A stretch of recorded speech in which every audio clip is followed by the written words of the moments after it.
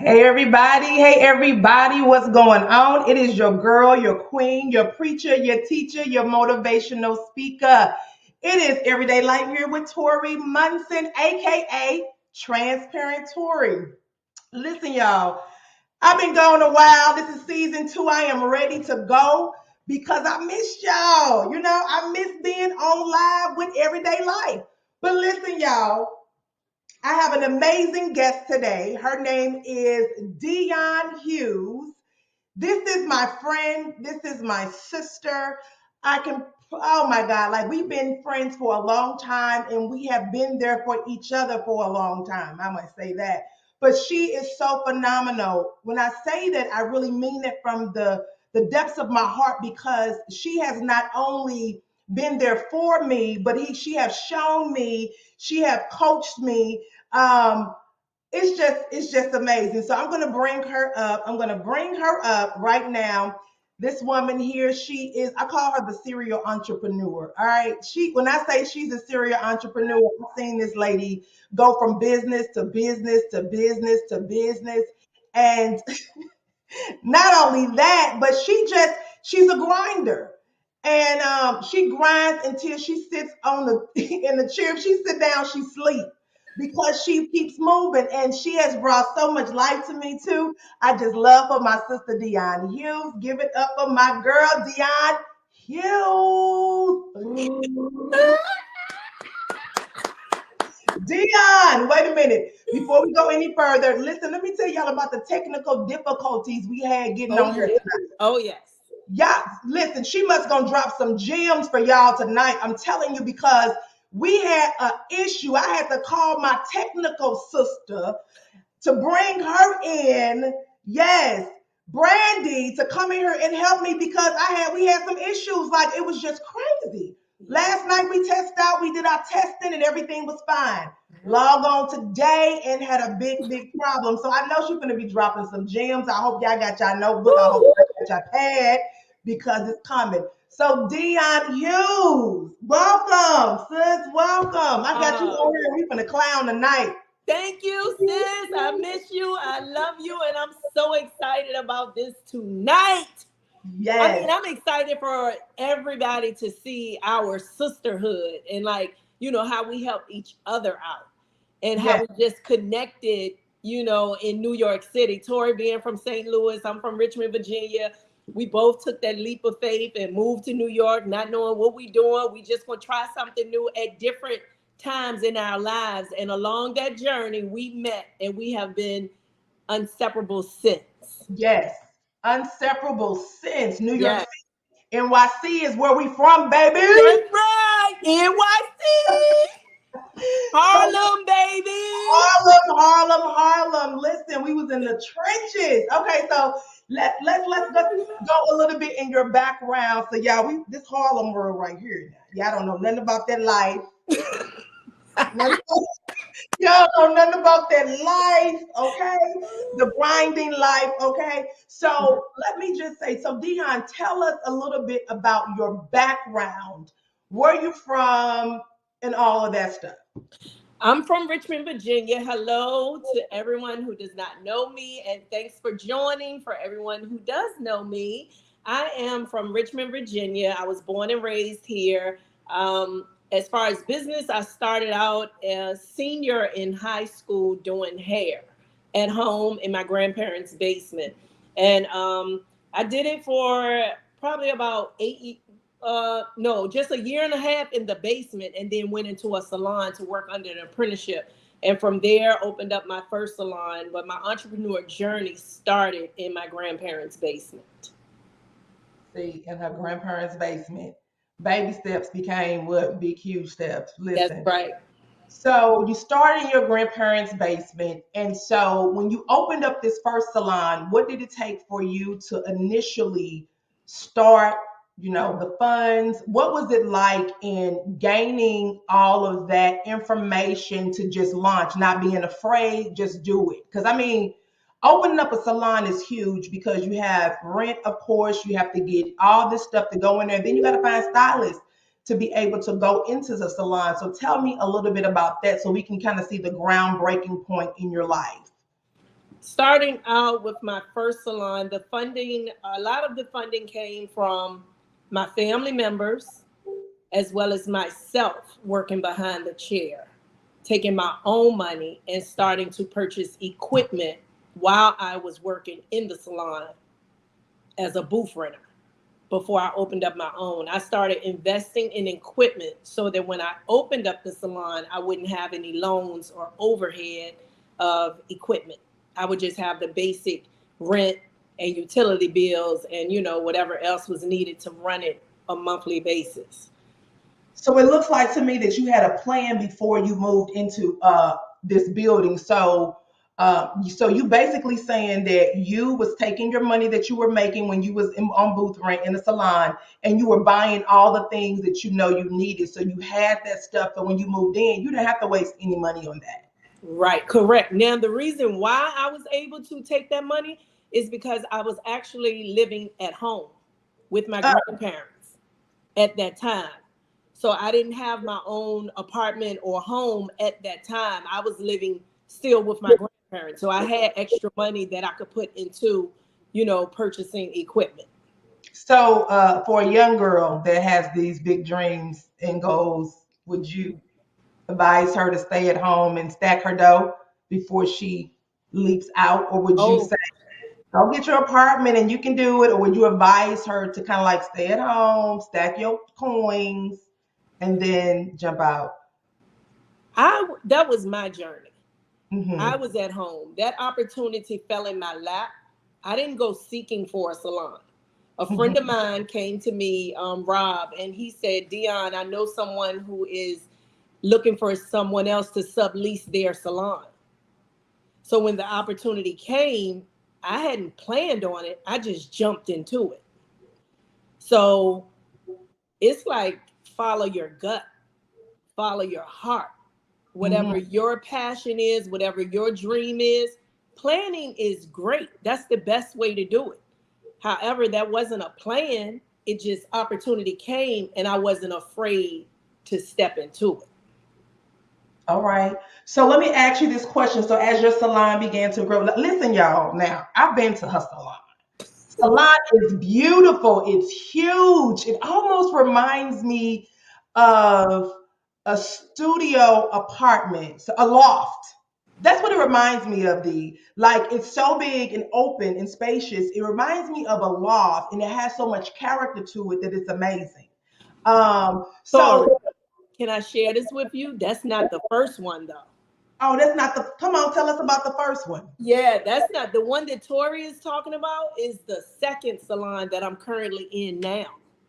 The first salon that I moved into was only about maybe like 600 square feet of space, something like that. And it wasn't as big as this one Tori is mentioning now. So starting from the basement to renting a booth to approximately 600 square feet of space, somewhere between 6 and 8 to now 1,700 square feet of space. So it was a journey. So the one that you never saw, because that was earlier in my journey, that one was Mhm. much smaller than what you see now. So she started small. She took baby steps. Hmm. Took baby steps. I know a lot of times people want to just branch out and they just want to go big from the beginning. So what is your advice on that? Like I know that you said go with your gut, but when what is wisdom in that point, as in branching off into your new business? What are some things that they need to know in the beginning? Because we're going to talk about this beginning into now all these businesses that you have, basically all these streams of income that you have. So what would you say in that perspective? Plan, plan Plan. properly, because that first salon I had, I almost lost my home when I did purchase a home. I almost lost my home. My house went into foreclosure because Why? I didn't know how to manage the money, separating That business from personal. I was mixing it all together, and as long as those bills got paid at the salon, nobody would know if a light got cut off because the public has to see the salon. But behind the scenes, my home was falling apart because I wow. wasn't managing my money property. That's deep. Yeah, so my home was missing mortgage payments because I was keeping the salon open, what the public had to see. So would you say you was keeping up with the Joneses? Probably at that time, like 22 years old.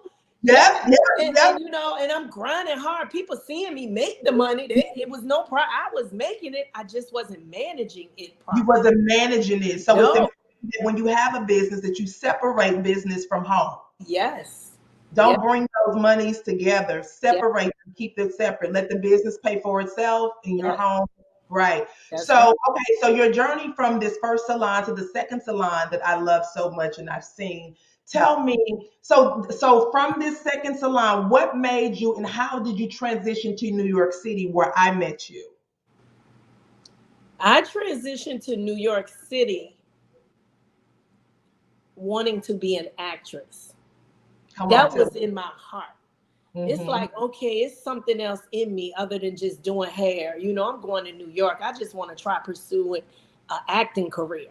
Mhm. I did it a few times in church and I enjoyed it. It just sparked something inside of me. So I'm like, oh, okay, I do know how to do something else other than hair. So pursuing an acting career is what brought me to New York City. However, paying that rent, keeping a roof over my head was more important. And I Yes. had two sons and I was a single parent. So Right. my grind started. Hair, passing out flyers. Hi, my name is Dion. I live right around here on 123rd Street. I'm doing hair. I'm running specials. I had to hit the streets and let people know who I was in New York City because I needed some income. So you still have this salon in Richmond, Virginia. Yes. So you're still running that salon. You picked up, drove your truck all the way to New York City with all your stuff, moved up in that apartment building. So you went from a whole house Whole to house. an apartment, y'all. Yes. And you was out there. People may say that's crazy than the mug. So you done moved all the way from your comfortable home in Richmond Four and you bedroom house in your 4-bedroom house and you moved to New York City to a 3-bedroom apartment. to a 3-bedroom apartment where they got rats and stuff in the street. Right. So my husband always light me up about that. He was like, nobody want to be with them rats. Okay, when they got rats in the street, trash is sitting out, on the holidays, it takes them all weekends to come pick up the garbage. You moved there because there was something inside of you that was burning that you had to get out. Yes. Yes. Oh, that's Yes. deep. A burning desire in me. So moving furniture from a 4-bedroom house to a 3-bedroom apartment, my cousin said, don't come back. Don't come back to Richmond because my family members helped me. He was like, all this we just packed up in here, don't come back. So yes, I had a burning desire. Like, I'm gonna do this. New York, I never dreamed of living in New York. When I was younger and I used to go and visit there, I used to be like, oh, I like to come here and shop, but I'll never live here. And then somewhere down the road, along that journey called life, it was just something on the inside, a burning desire that said, New York, New York, New York. And I My, just did it. I did it. so it was something burning on the inside of you Yeah. that made you get to New York City. It was something burning. So this is y'all, this is showing you that when there is passion that Mm-hmm. is inside of you, you just have to do it because it's Mm-hmm. like everything kind of took off when you hit Yes. New York City. Yes, it did. It was a burning inside of her Mm-hmm. to come from her what normality or your normal or what was Mm-hmm. comfortable for you. So you Mm-hmm. had to break away from your home, Yes. your home, your comfort, your big salon. You Yep. had to break from being comfortable and picking up and moving to a place that was smaller, that seemed Mm-hmm. more tight. It was New York City is a place to be, but it was still different from Richmond, Virginia. But that was a burden inside of you Yeah. that you had to get to. So when you got there, tell me what began to happen. When I got to New York, I had some downtime because I sold my home, the 4-bedroom house. I sold that. So I used the money from that to move to New York. So I had some downtime in New York, but I was still traveling back and forth to Virginia, working with my clientele in Richmond. I was coming back to Richmond like twice a month. So the income I was making from Richmond, I would take back to New York to live off of. So when I first moved there, I wasn't working. I was trying to pursue acting. I was going on auditions. I was enjoying that lifestyle, you know. So of course, Richmond money could not sustain New York expenses. The prices that I was charging coming to Richmond couldn't hold down that New York apartment that I was living in. So you had the prices. Yeah, I had to hit the pavement in New York and start making some money. And that's when I started passing out flyers, you know, running specials, you know, refer a friend, you get $5 off your next service. And then my prices were cheaper in New York because I still had income from Richmond. So let me just throw out some specials so these people can just get to know who I am. I kept saying, I'm a diamond in the rough. Somebody gonna discover me. Like they can find me in New York. This a big place. This a lot of competition in New York. But I knew what I was gifted with. I knew what I was capable of. And I just kept believing. I'm gonna meet some people. I'm gonna do some hair up here. Because I had 3 mouths to feed, myself and 2 sons. So she moved to New York with some kids. And not just some kids, but some boys. Right? Some boys. So she moved to New York with some boys, y'all. All right. And so she had to feed them and herself. You got kids. You already know how they eat. All right. Yes. So they eating. And so when I met Dion, her clientele was already established. Because when I met you, how many years were you there? I think I had been there probably about 3 or 4 years. I met you. So when I met Dion, her clientele was already established. And I had just had my baby. And you started doing my hair, didn't you? Yes, I did. I met Tori in a nail salon. It was a Black-owned nail salon around the corner from where we lived. I lived on 123rd. You were on 122nd. So this nail technician who was helping me, you know, introducing me to people, she connected Tori and I. And I just met Tori. And then probably a few days later, or maybe a week later, she rang my bell. I was off work. I wasn't working this day. And my bell rang, and I had family in New York, but nobody would pop up without calling me first. So I answered my buzzer, and I'm like, who? She like, Tori. I'm standing there at my buzzer. I'm like, why is this girl at my door? And she came up, and I opened the door, and she just came on in and talking, and I was like, wow, she really just came on in. She just talking. That was just her energy, her spirit. She was so lovable, so friendly. And from then on, it was just on and popping.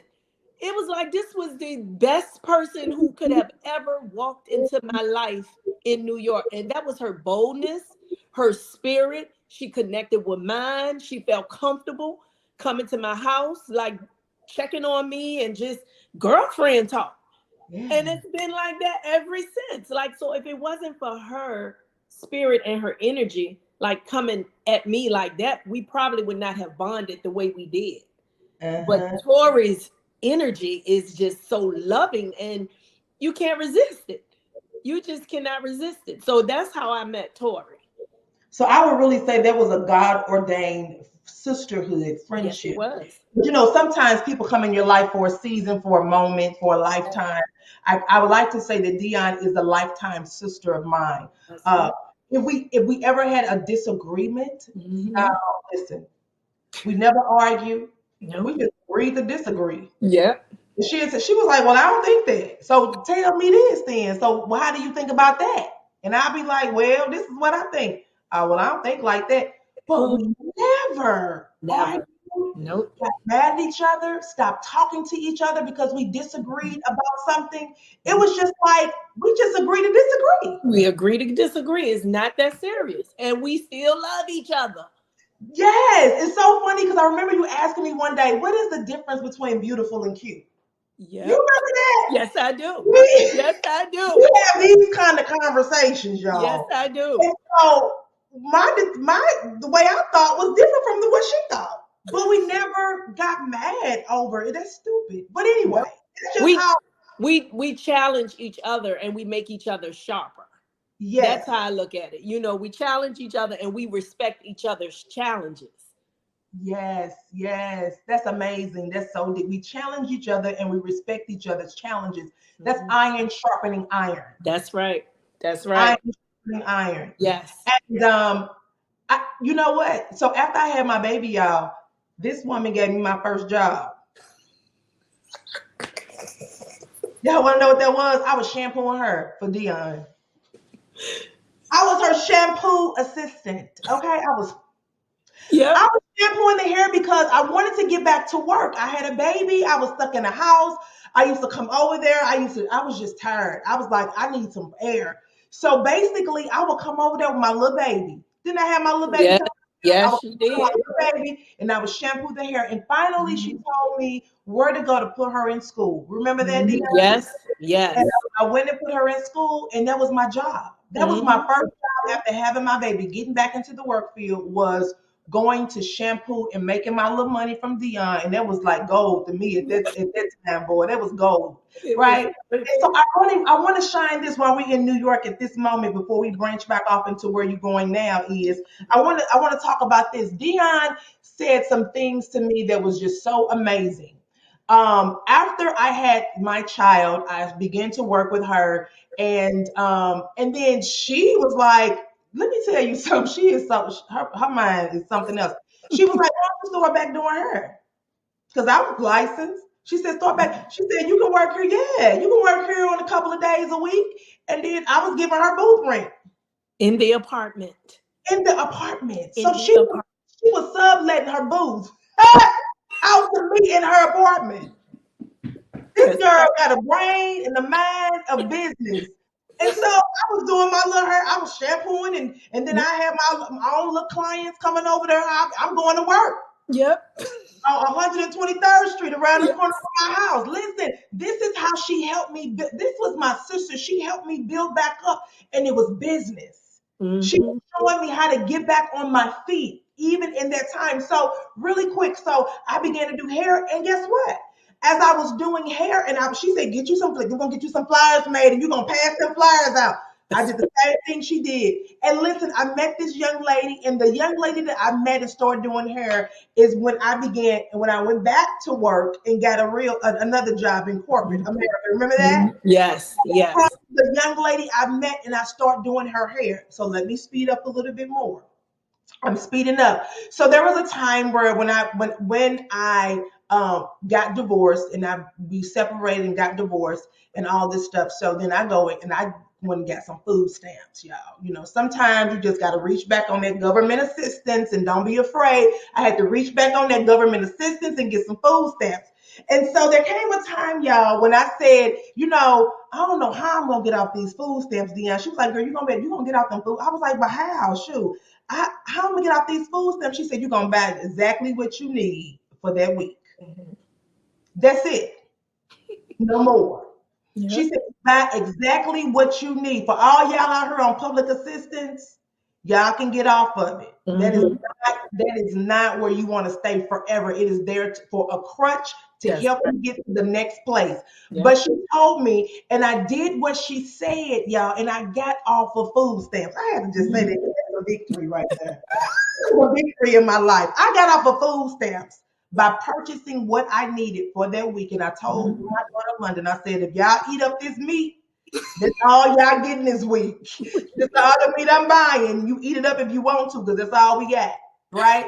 But that was how I got myself off. So now let's go. So now you in New York City, y'all. We going. You in New Mhm. York City now, and she became a celebrity hairstylist. Tell us about how Mhm. you met and how you got into this business of celebrity hairstylist, Mhm. and going to acting school now, so we can branch onto where you are Mhm. today. I want to piggyback off those food stamps. The reason why I was able to share with Tori how to get off of them is because at one point in my life, I needed them. And it was my first time. I was living in New York and I had went for public assistance. And it was, I don't know how long you have them before you have to recertify, but I was determined that when it was time for recertification, I wasn't going to need them anymore. It Mhm. helped me understand what I needed to budget for my Yes, children for groceries. So yes, when I use public assistance for the food stamps. That was it. No check, nothing else. It was the food stamps. It just helped me learn how to, okay, well, if they're giving me this amount a month, then this is what I need to budget a month for my children's groceries. So that's how I was able to share with Tori how she could get off of them, because I had been there myself. I just wanted to put that out there, because don't think I just became a celebrity stylist and I didn't need government assistance, at some point in my life also. So I wanted to share with everyone that was a part of my journey as well. That's how I was able to help Tori. See, so don't never think low of yourself because maybe you need government Yeah. assistance or you have a low point in your life. Yeah. That's just a moment. Yes. That's just a chapter of your life. You will come out of that. Yeah. Dion, now tell me, you were a celebrity hairstylist. How did you book your first client? What was the steps you took? And then from you talking about celebrity hairstylist, how did you get your own product? You got D2 Solutions hair products, just her own hair product line, her own wig line. Share it with me how you got all of that. What were your steps in building that? As I said, I moved to New York to pursue acting, so I started taking some classes. And Tasha Smith was a class that I had taken, and Tasha had a celebrity guest, Angela Bassett, that day during class. Prior to that, I had started Tasha getting Smith is because when you say Tasha Smith, they may not. actress Tasha Smith, who was known for a lot of Tyler Perry movies and all. I had taken her acting class, and Angela Bassett was a surprise celebrity guest for us during that class. Prior to that, I started getting skincare treatments by Mamie, Skincare by Mamie McDonald in New York, celebrity esthetician. Everyone knows Mamie. And I had been seeing Angela pictures on Mamie's wall. So the day that I met Angela in Tasha's class, I told Angela that I knew we had a mutual friend, which was Mamie. And then I called Mamie and told her I met Angela, and she told me next time I service her, I'll make sure you meet her. Just so happened I had an appointment the same day Angela did. Mamie told me to come to my appointment earlier. She introduced Angela and I, which was in a more intimate setting because it was just us. And what I did was I spoke it. I told Angela, I said, I'm gonna make a wig for you. She said, well, come on then. And I spoke it. I believed it. And the next time she came to New York, Mamie texted me and she said, hey, Angela want to know when can you do hers? And it went on from there. So I met her. I was able to start servicing Angela Bassett as my first celebrity client. And it came by way of Mamie McDonald. From that, you asked about the product line. Tori was a part of that from beginning to end. Like I had gone to a hair show and I saw the tables where they have where you can start your own product line with they're already pre-labeled, like you design your own label, the formulas are already made. And Tori was with me every step of the way. I started testing different formulas that they already had, testing them on the clients, getting the clients' feedback, making sure Tori and I both, we were reading labels of what other product lines, the ingredients that they had. Then I would read the ingredients in the labels that the company were sending me, and it just realizing a lot of them had a lot of the same ingredients. Just maybe the first 4 were different, or the first 2 was different. So the product line, Tori was a part of it every step of the way, helping me to create my first product line, D2 Hair Care. Amazing. That was huge. D2 Hair Care. And she was a phenomenal wig. Like every time I'm like, did you give me a wig? Did you make me a wig yet? I need a wig. Wig. She has her own wig line. So if you can speak to the people that want to start their own product line. I know, we're not talking about other stuff, but even just branching into their own product line, what are some steps that they need to take to do that? Research ingredients, product lines that you may already be using that you like. See what the ingredients are in those products and start researching, reading up, testing them out on clients or family or friends who can give you positive feedback. And I tested my products out probably for a good year before I actually launched the product line because I needed feedback and I needed to see how long it would last. So it took a while, and then just searching companies that could design my logo, and I mean, it's a lot. It's a lot of research. So it's A like if lot you want to do it, take the time to do the research. A lot of reading. So is there like some things they need to Google maybe to start the process? What are some, I guess, some key things you can tell them how to begin to search out for? I started Googling. I was up all night how to start my own product line, black hair care products, reading the products that I was already using. Once you start Googling, I think everyone know. One link will send you to another link, to another link, to another link. Just start Googling how to start my own product line. That's And good. that's going to take you, you will be, we all should know, you will be on that internet all night long. And Yes. what I did was I journaled. So whatever I was, these links and information that I was finding, I was writing it down. I still have my book from beginning to end, the things that I was learning as I was researching. And one thing I learned about Dion is she's very, very organized when it comes to, she just, oh God, it's just like she's busy. She's just busy, busy, busy, busy, busy. I'm like, what are you doing? She's always thinking business. She Mhm. knows how to separate business from family, of course, but she's one thing, her mindset is business. She's business minded. And that's key because a lot of people may have passion and zeal for something, but don't have a business structured mind. Mhm. Talk about the business structured mind. How important is that in business, Dion? It's very important. You have to definitely know how to separate yourself. Like separate yourself from family, from friends, and focus. I And folks, created a focus map for workshops that I do sometimes, and it is focusing. It takes a lot of focus. Like you have to know how to tune out everything else and have tunnel vision as to where you're trying to go, and yes. discipline yourself. Like cut your ringer off your phone, turn the music off, I can't focus a lot with the TV on, or trying to text and so I have to tune everything and everybody out. I remember when I was younger in school, like doing homework, I used to sit in a room at my grandparents' house that did not have a TV or a radio, and it was just a desk.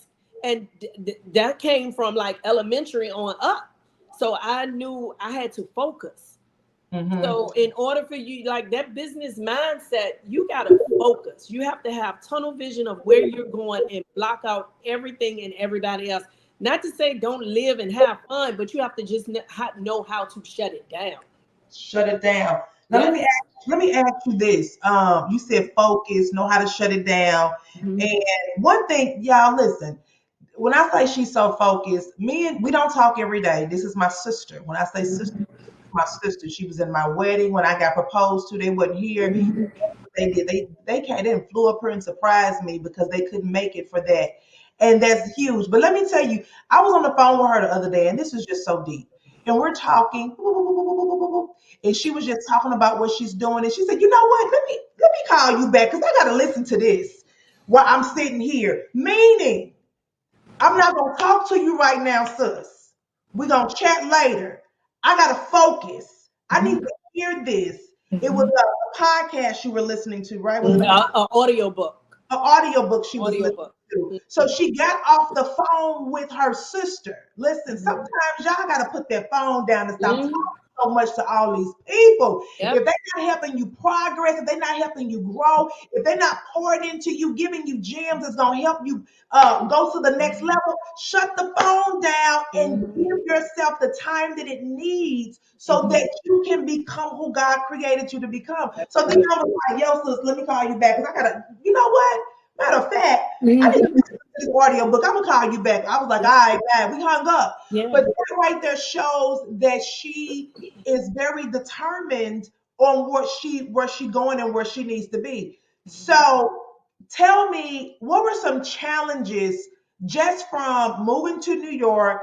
You became the celebrity hairstylist, D2 product, D2 hair care, Mhm.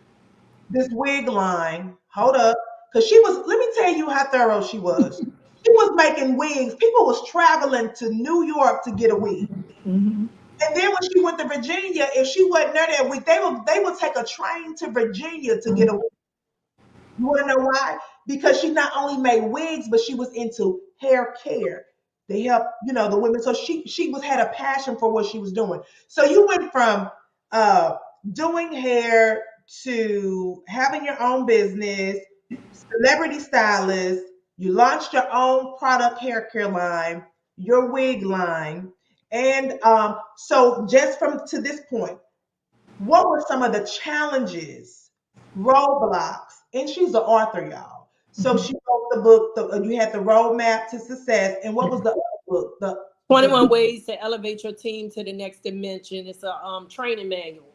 okay, a train. We're gonna talk about that toward the end, right? Okay. Okay, so she's the author, y'all. So what were some of the challenges and obstacles, roadblocks, hard stops that you had in getting to that point in your life? Some of my challenges was being a single mom. That was one of my biggest challenges because I had two sons, like Tori mentioned, and my oldest son, he's a tough little cookie. He wasn't the easiest kid to raise. So me trying to multitask with running businesses and raising children by myself, in New York, although I had family, it was just still the challenges that I ran into with my son in school. He's a bold young man, and it was a lot. It was a lot with trying to stay as focused as I needed to be, but parenting at the same time and knowing that these children depended on me. Thankfully, I had family in New York and I had family in Virginia and Maryland who assisted me. However, ultimately, when your child is your child and nobody goes through what you go through with your child. So I Mhm. would say one of my biggest challenges was being a single mom, raising two sons and still going hard, with that business mindset, being driven for success. Mhm. And so you homeschooled Dejan too. Yes, I did. I homeschooled him, traveled back and forth with him, because he kept getting put out of school, suspended. I'm like, well, you might as well be at home with me. I homeschool him, pack his little backpack up. We go to New York. He in the salon. He's doing work in the salon. MySpace was out, so he multitask. He multitasking, supposed to be working, and he on MySpace. So I'm like, now I done brought you here to homeschool you. Who's distracting you now? You. So it was a lot traveling back and forth. My youngest son, Caleb, he was in daycare when I was traveling back and forth. So yeah, that was like my biggest challenge. It was my biggest challenge. It was a lot of blood, sweat, and tears during that time with two sons going back and forth between New York. And I remember my sister in New York, my son's aunt, she said, sis, you make it look so easy to Mhm. him. He don't understand the struggle that Mhm. you go through to do what you do. And you had a whole plan. When I say plan, your day was planned. You was very regimented Mhm. with the things that you had to do. You was very timely.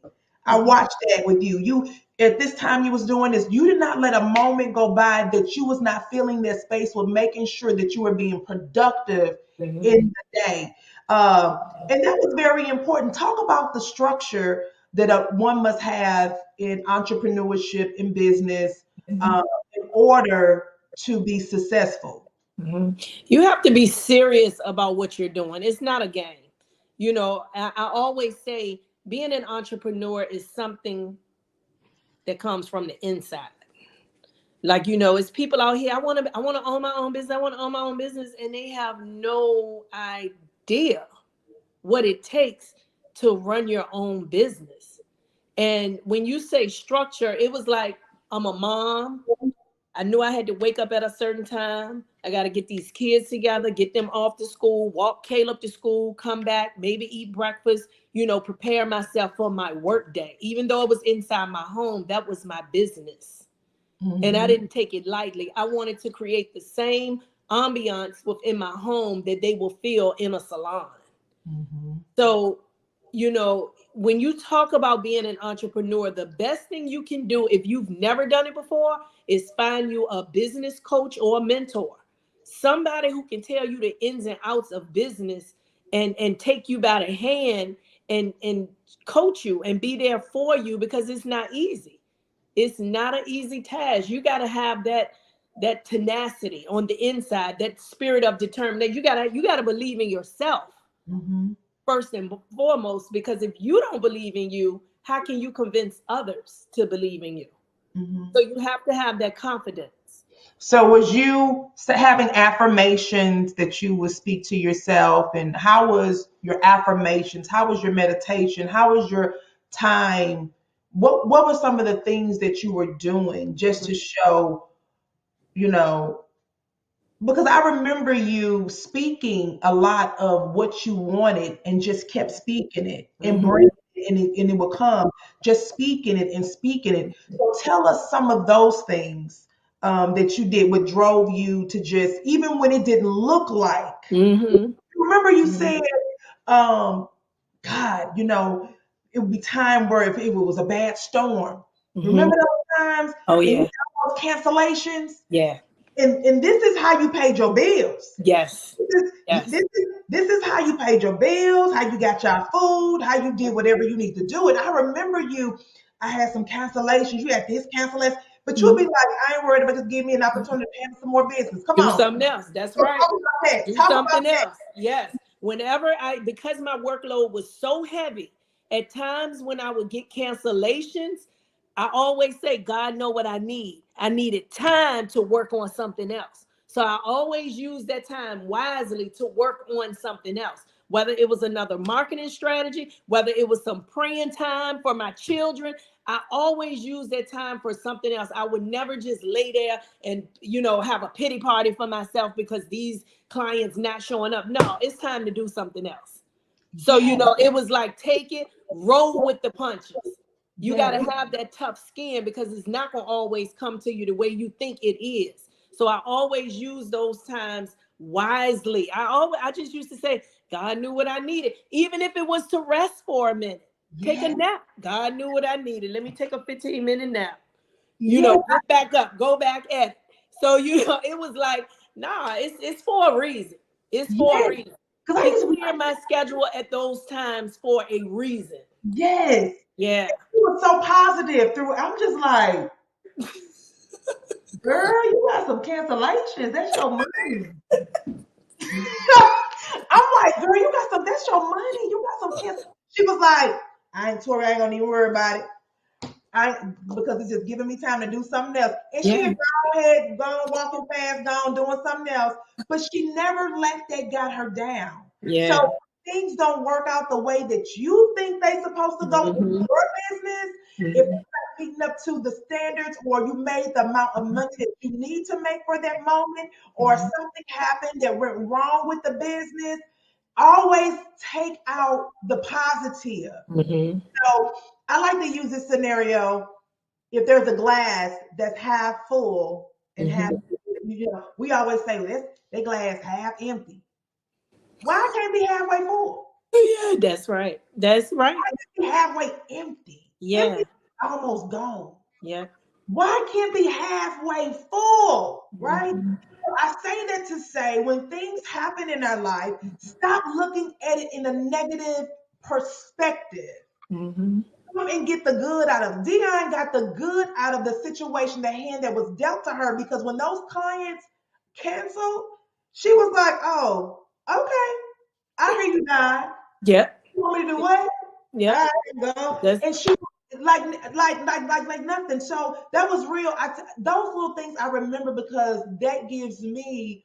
I look back on that, and it's just like it sparks a fire when things don't work out. Understand that God knew exactly what you needed, right? that's right. That. Let's talk about now you're back in Richmond. You moved Mhm. back to Richmond. Now she's still traveling, y'all. Angela Bassett. What's the older lady you did? She Cicely passed. Tyson. Cicely Tyson. Yeah. So she worked with a lot of people. So she's an author and she's a business coach. So we're going to give you that information before we leave. If you want to reach out to Dion Hughes for consultation or for her to be your business coach, you have the opportunity to do that. I also want to talk about so you uh, Transition. that transition back to Virginia. It's so funny because we left around the same time. Yes, we did. Yes, we did. Wasn't that crazy though? It was crazy. It was crazy. We left New York around the same time. Yes, we So did. I was already there, but she came when we connected. She had really pretty much got there, had business. But when it was time for us to leave, we left around the same time. Around the same time. Going back home. Going back home. Going and back we home. missed New York City. Yes, and we actually miss New York City. It's nothing like New York. It's nothing like it. Just everybody go there. Live there for about 3 months. You will see.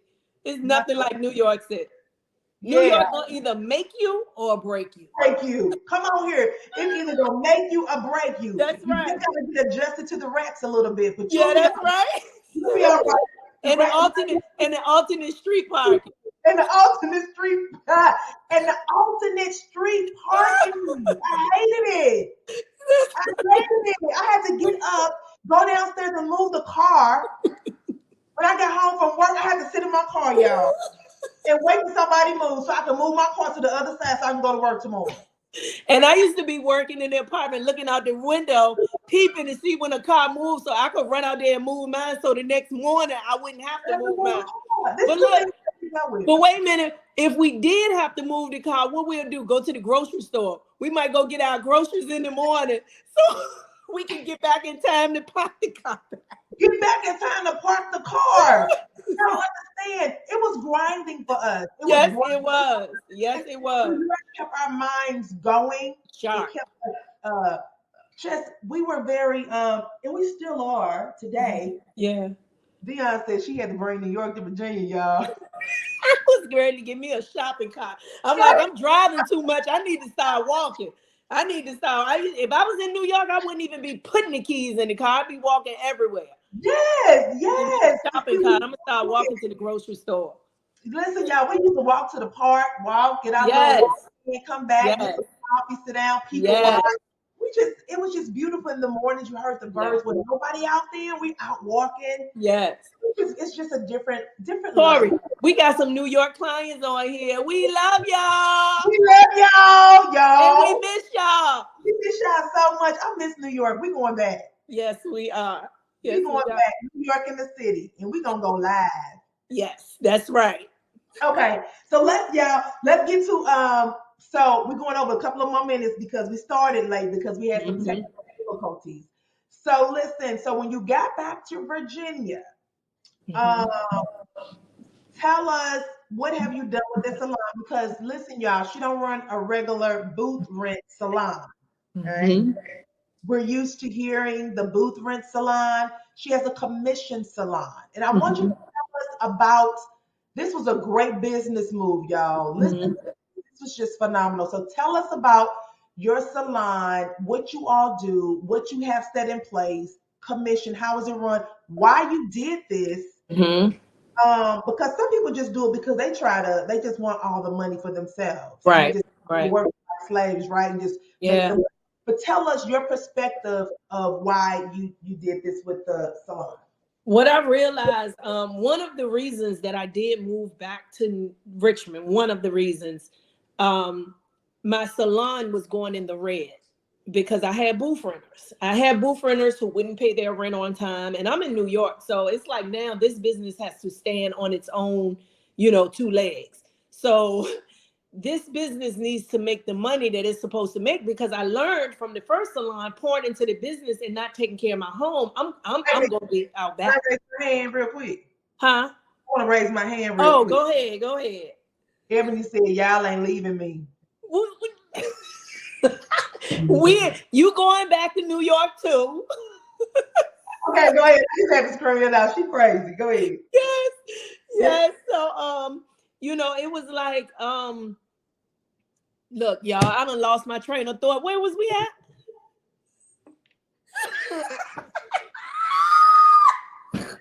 You said, Dave.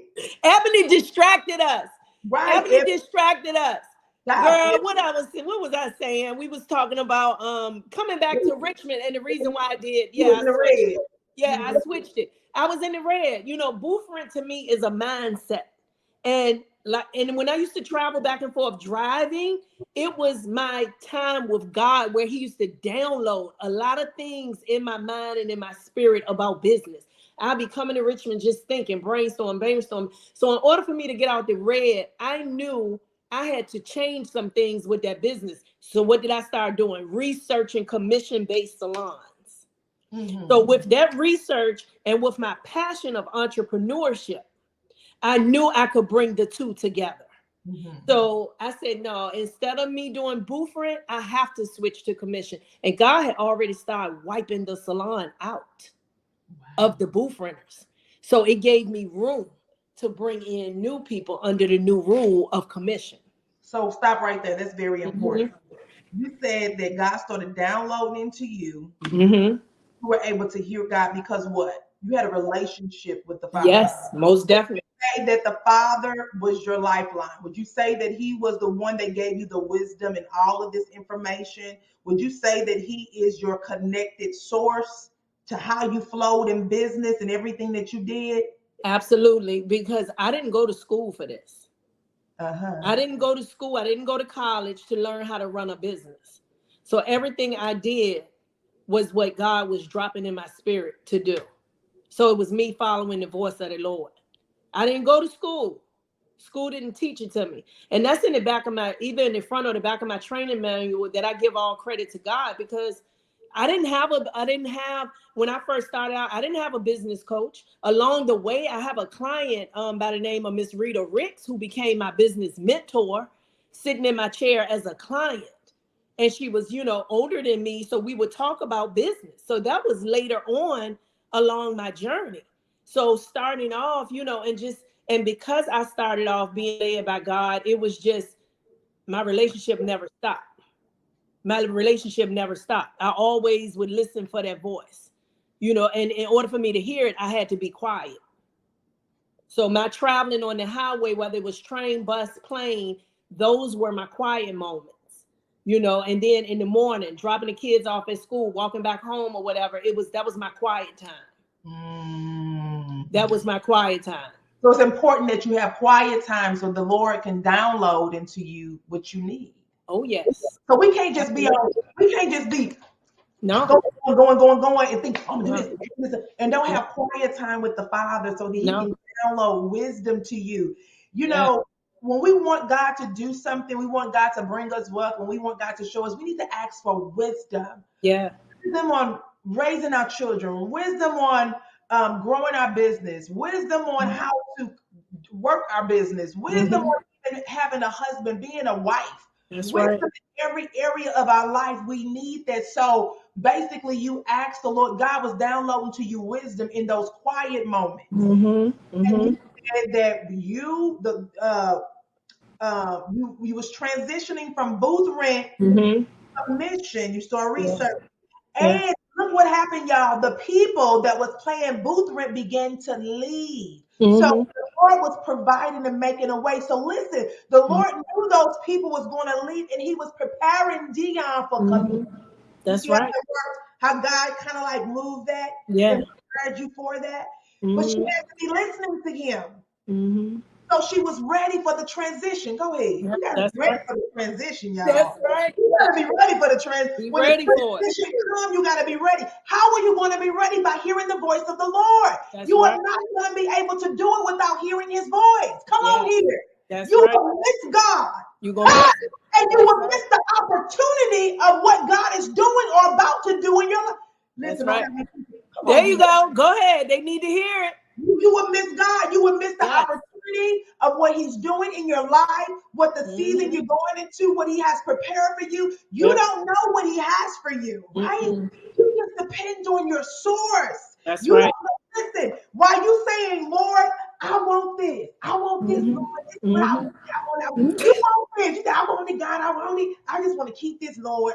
The Lord is saying, look, I have all of that over there for you. That's right. Yeah. There you Listen go. to me. Talk about it. I can give you all of that. Yes. But if you cannot quiet yourself, come on here That's right. and hear what God is saying to you, which means you got to have a relationship. You got to have some downtime. Yes. You got to have some quiet time, which That's means right. you got to make time. You got to make time. That's You right. can't be always busy doing everything and don't have no time for the Father so he can give you some wisdom in Yes. your business. With everything that you do, you have got to have a foundation of prayer Yes. That's right. and meditation. Come on Yes. here. Yes. Yes. So that's just phenomenal how he transitioned you for that. Yep. Those people were leaving that was paying booth rent. God said, I'm going to set her up. Yeah. My God, I'm going to set her Yes. up. Start reading on this commission. Yep. Transition her commission. So now you Right. transition your salon for commission. And what happened? Let's go. And because of my passion for entrepreneurship, you know, some owners may hear me say this and be like, oh, she is crazy. I wasn't in it to always take all the money home. I want to see whoever worked with me grow. I need to see them be able to, you know, pay for kids' daycare, you know, pay their car notes, pay their house notes. So I coach them along the way of how your commission can increase. You can start off at 50-50, but we set goals. They might start off setting a $500 goal, then a $1,000 goal. So the more money they make, the higher their commission go. I'm real straightforward with them. Listen, my business needs this from each chair. So they know my goal for each chair and we work on their goal. So we all eating. You know, so sometimes my stylists, they take it 80% home, 75% home, because as long as we work on these goals, you get yours and I'm going to get mine and we all good. Now, as they grow on their commission levels, I start as a business owner, I start seeing the potential of them to be able to move to the next level. So I've been able to rent space out in the salon for those who was consistently hitting goals. Okay, I would love for them to stay with me. So what's the next level? You can rent this room and take 1 or 2 chairs with you. And now you pay me monthly and you make money off of 1 or 2 chairs yourself. So I set them up from commission to now becoming a business owner because that's my passion. So I can't leave that, out of the equation. So just because you at commission, it's just like just because you was on food stamps at one point, you ain't going to be there forever, baby. So just because you start on 50-50 commission, you ain't going to be there forever, baby. Not working with me. Come on here. Not working with me because I have to see you elevate. I have to see you level up. I can't see you stay comfortable as an assistant or a shampoo girl. I need to see you work your way up the ladder, baby, because if you going up, I'm going up. And we all going up together. Listen, that's deep what you said. You said you had to see them level up. That means that you're not selfish. No. Some owners, all they want to do is, and it's just a business mind, they just do a commission salon and that's it. But they are not trying to see the next person win. Not trying to see the next person grow.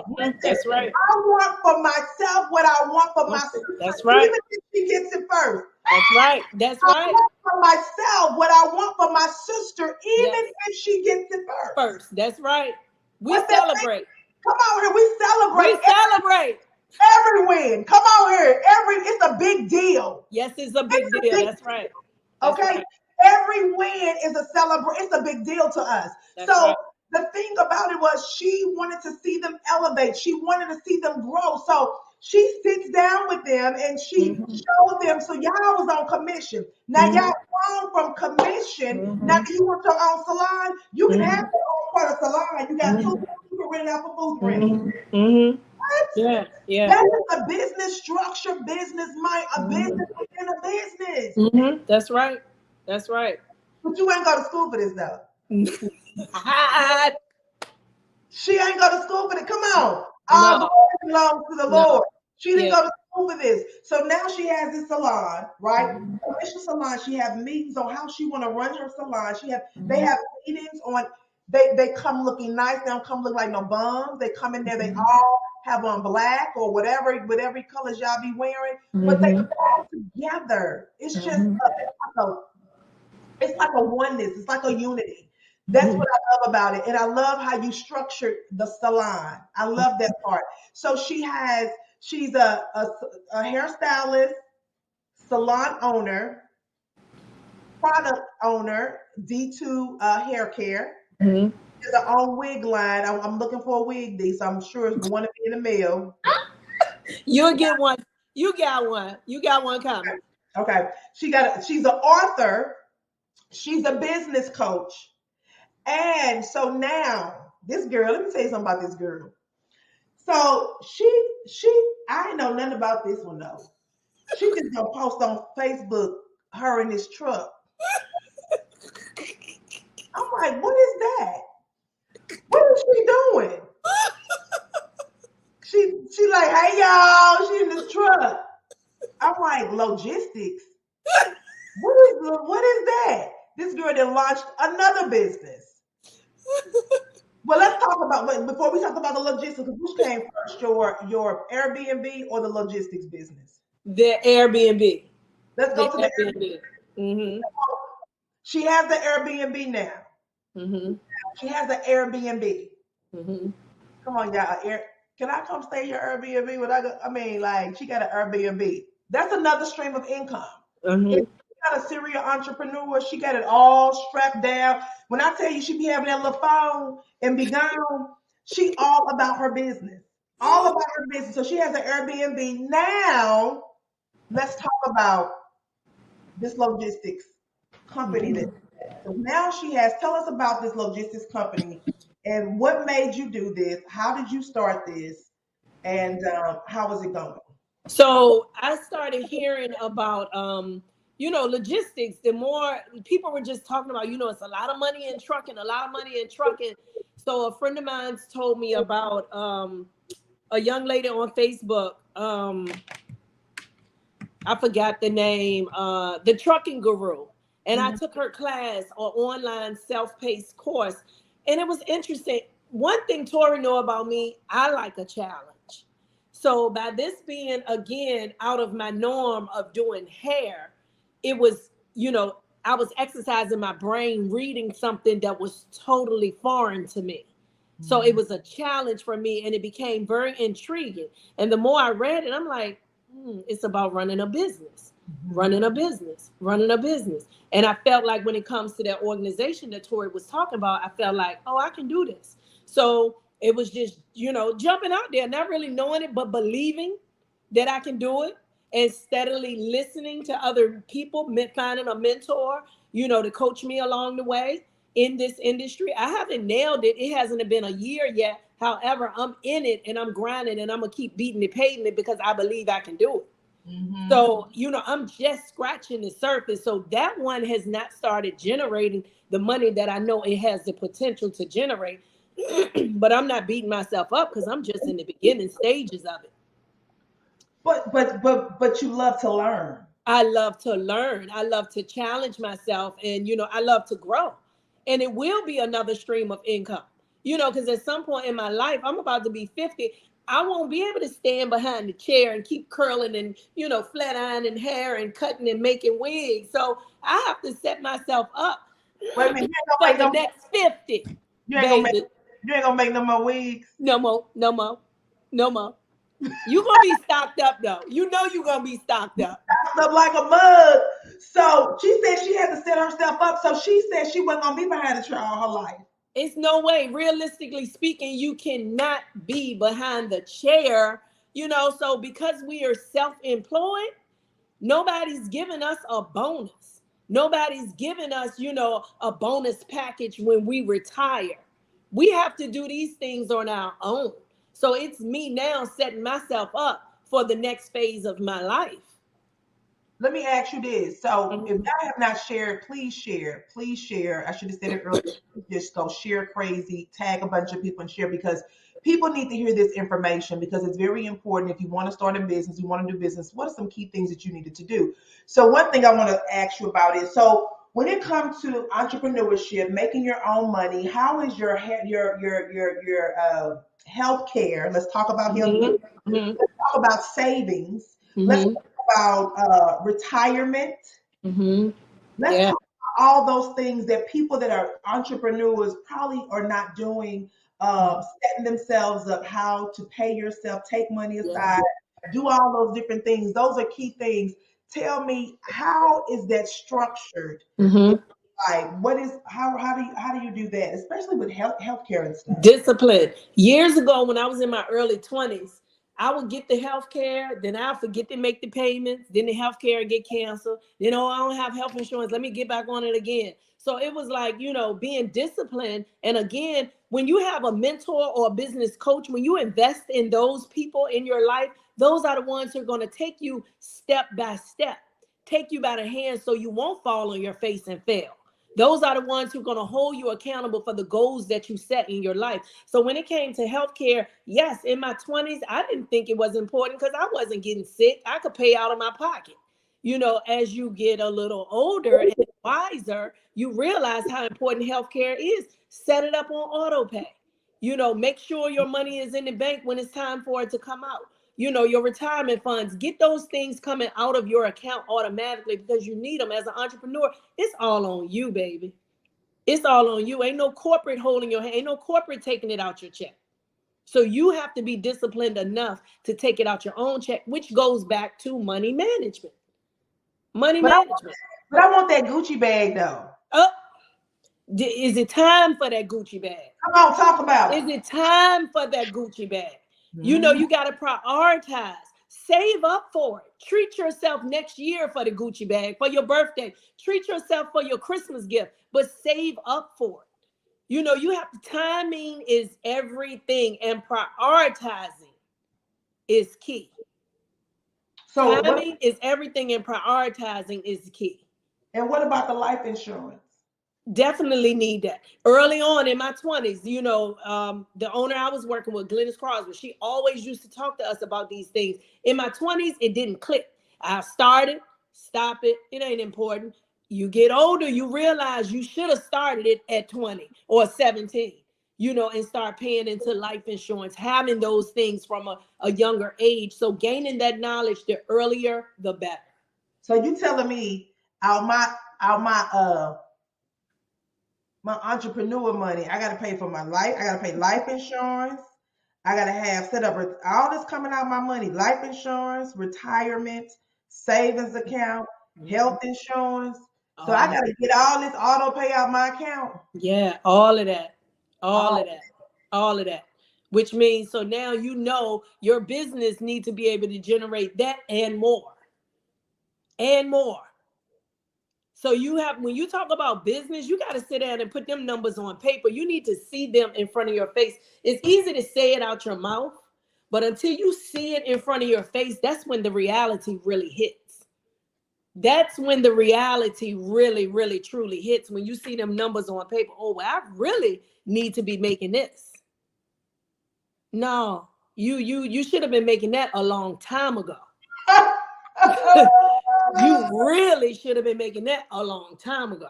So how would you say setting up those goals to accomplish that, getting to those levels? So do you just set those goals and you give us some steps of accomplishing? Hey, I want to be able to do that with no problem. I want to be able to give me a Gucci bag. I want to be able to get, do this and travel the world and all that. So how should I set my goals? Should I, give me some steps on setting goals in my business? I would say with setting goals, first of all, this has worked for me. 1 or 2 goals at a time. It depends on the person, how many goals you can set for yourself, because for each goal, there has to be a system in place to reach that goal.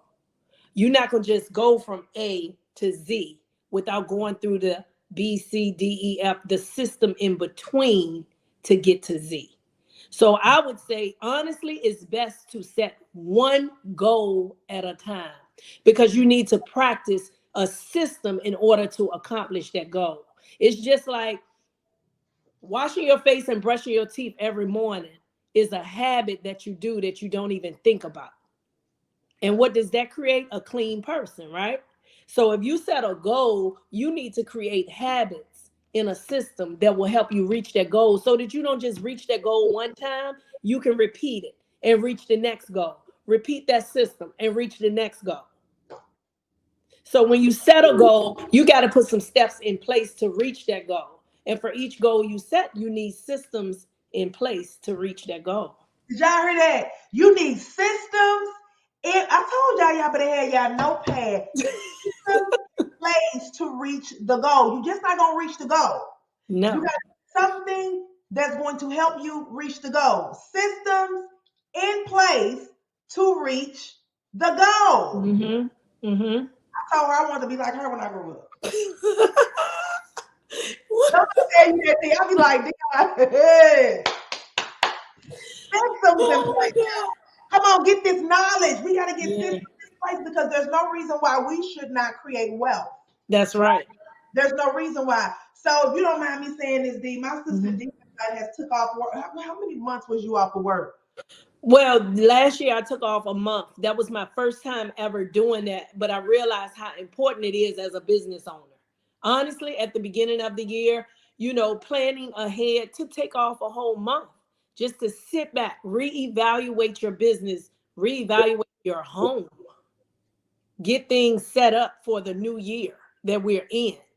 So this particular time, no, I didn't plan on taking off 2 months, but I had to because I had a surgery on my hand, and the recovery time was taking a little longer.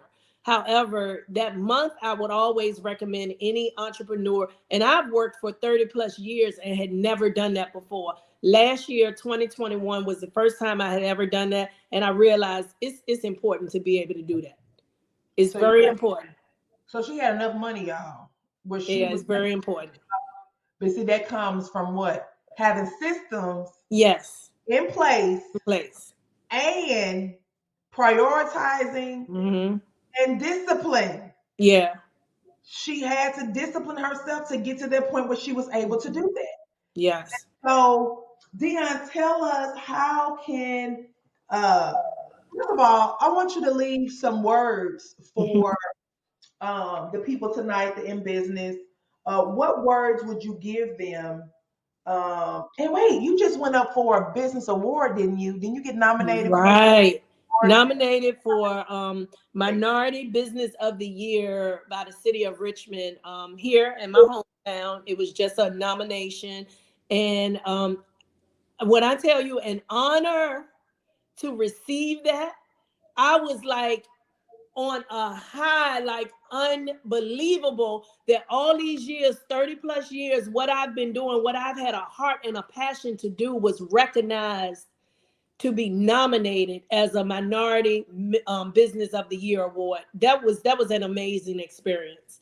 It was truly, I mean, it really touched my heart. It's like already that's a win right there, just being recognized and nominated. So I was so grateful for that because everything I did all these years wasn't for an acknowledgement like that. It was because of my passion and my heart for what I do.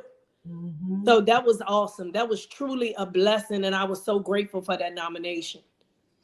And now that so Dion is a business coach and she is a motivational speaker now, which that's Mhm. another platform that she has branched out into.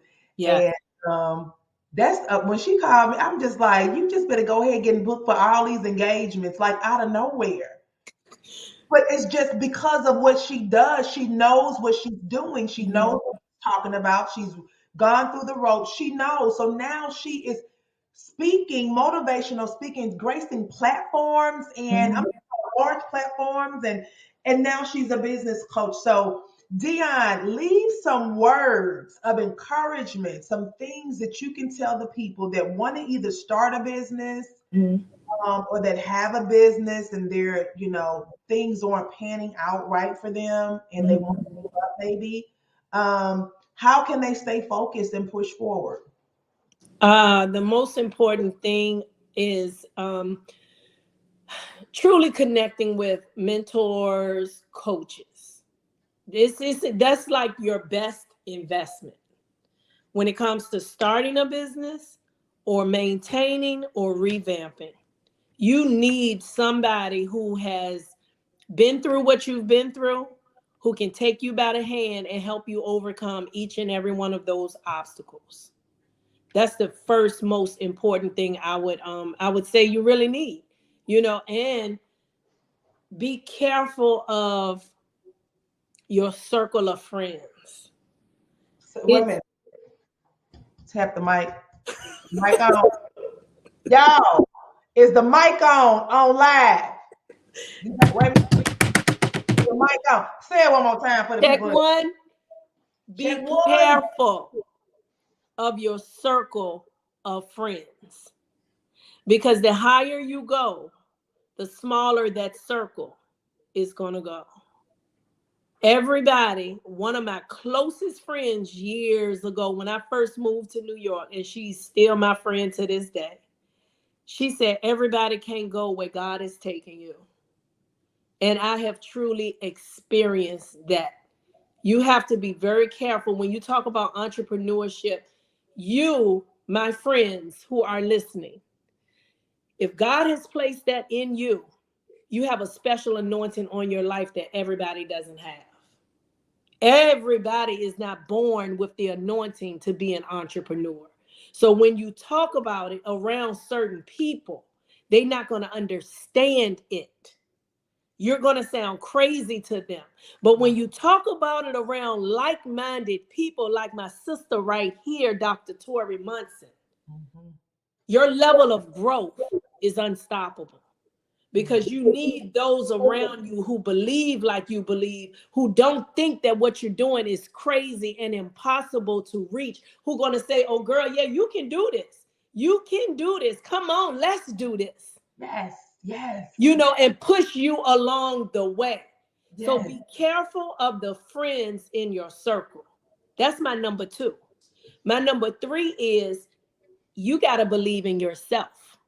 Because if you don't believe in you, you can't convince nobody else to believe in what it is you're trying to do. So whether, this person over here say, oh, that ain't gonna work. That person over there, oh, that ain't gonna work. Oh, you going that far, girl, that is crazy. That ain't gonna work. Something on the inside of you got to say, girl, it's for you. You got to push this thing. God is telling you, I'm trusting you to fulfill this vision. I didn't give that vision to them. I gave it to you. So I'm trusting you to do what I'm putting the call on your life to come forward. Mm-hmm. Wow. That would be it. I would leave it right there because when you give them too much, it's too much to absorb. Y'all gonna have to call her. Y'all gonna have to inbox her. Y'all gonna have to get in contact with John. Okay. If y'all want some more of this good old nuggets, motivational, y'all gonna have to get in contact with her. Let me just say this though. This was very important to me, and then give the information for you, and we're gonna close out. Okay. When I was going through a rough time in my life, and y'all listen, I used to pastor a church, and I just started clowning. I went back out into the world. She laughing because I was a whole hot mess. Y'all, this one right here knew I was a pastor and all this kind of stuff, and then I just flipped the light on. Let me just cut the light off.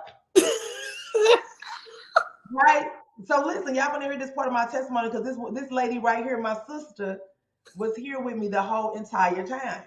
So I was just somebody different, right, D? Yeah, totally. They told me they was gonna take me to rehab. I was like, you better stop or I'm taking you to rehab. Yes. But I say that because I was the one that was praying for everybody and all of that. Mm-hmm. And I was going through and I wasn't praying for nobody, but somebody, they were still saying, can you pray for me? I was like, I'm not praying. I need prayer. But the thing that I loved about it was they still believed the God in me, even though I was messed up. That's right. These were my sisters. They never judged me. They never talked about me. Mm-hmm. Dion, Ebony, and Shantae, they never talked about me. They never judged me. But these women were there. When I say that they were there and they understood what I was going through, they knew that it was a season, a moment in my life, but it wasn't the stopping place. That's right. That's right. They knew that I was crossing into something that was unhealthy, but I was coming out. Mm-hmm. That's right. They knew all of that because I remember Dion. That's all Dion. I said, "Girl, God showed me that I was gonna be praying on having a prayer call." She said, "You will Yeah. now," and I was like, "Girl, ain't nobody doing that." That's where my mind was. But they was there all the time, and they just kept on saying, "You can't do that because you're a pastor." I was like, "I am not a pastor." But the point that I'm trying to make here is they never judge me. That's Come right. on here. That's Y'all better take y'all mouth off of yes. people. Yes. Just because they Yes. having a down moment in their life doesn't mean Yes. that they can stay there. This is Mm-hmm. sisterhood at its Mm-hmm. best. Yes. I That's say at right. its best, I mean it. Mm-hmm. That's right. Encouraging. And Mm-hmm. I'll be like, Deanna, and she said, "Well, you know what to do. You know Mm-hmm. what to do. Sis, you know this. Get back to what you know." That's right. That's So right. Yes. get back to what Yes. you know. Yes. So I say that to say that when she Mm-hmm. said get you a group of good friends, make Mm-hmm. sure that your friends are people that's going to help you get to the Mm-hmm. next level. Very Mm-hmm. important to have that. And I want to share that Mm-hmm. because I respect them so much. My sisters, I Mm-hmm. respect them because they never, they always encourage me. We encourage each other. And Yeah. that's about sisterhood at its Right. best, right? Mm-hmm. Yeah. So, Dion, go Mm-hmm. ahead and tell them how to get in contact with you Mm-hmm. um, so they can get coaching or even purchase your book, Mm-hmm. um, any of the stuff that they need to get to. I have an Instagram page and it's at Dion M. Hughes. From that page, you will see the link where you could submit a form for us to, have a consultation. But that's my main page at Dion M. Hughes on Instagram. That's the best way to reach me. That page will take you to the other links that you need to find me. I posted that up there. Is that right, Dion? At Dion M. Hughes? Yes, and let me go and make sure. Right. Make sure I got it right. Okay, let's see. Yes, at Dion. I can't see what you just posted, Tori, but my name is spelled Dionneme, M as in Mary, but that's not my middle name. My middle name is Monteith. There it is. Yes, there it is. Hughes. All right. So that is Dion. Yes. Listen, y'all sat here with Coach Dion Hughes, motivational speaker, serial entrepreneur, author. She is the boss of bosses, right? And assistants. Thank you, Dion, for just blessing us with your presence tonight. I truly enjoyed our conversation. We have to just do this again and do Yes, it. we do. Yeah. Tori, I love you. And I Oh, want everybody to know when she said she is transparent Tori, she is transparent Tori. And I love this girl from the bottom of my heart. I'm so proud of her. I mean, she's amazing. Tori prayed for me one time in New York, my first time hearing her pray, and I was wowed. I could not believe it. So once she showed me what was in her, I always knew no matter what she went through, that God was living inside of that soul right there. That girl prayed the roof off that apartment in New York.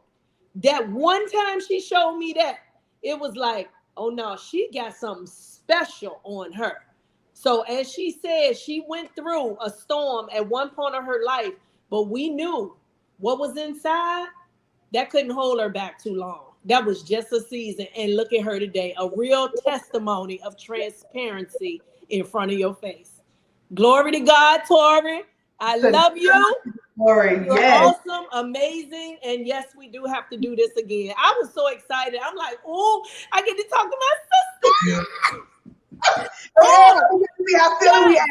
Yes, how silly we act, cut up, have a ball. My Yes. girl. Yes. Yes.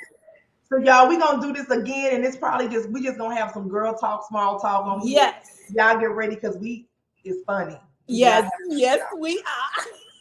You want to see the other side of us? The See other us side. together. See us together. All right, y'all. Thank you so much for joining us tonight, for tuning in Yes. to Everyday Life with Tori Munson podcast. Stay tuned for more. If you would love to be on this show, then I would need for you to go to, y'all, I'm learning, y'all. Go ahead and go here to www.torimunson.com. All right. Mhm.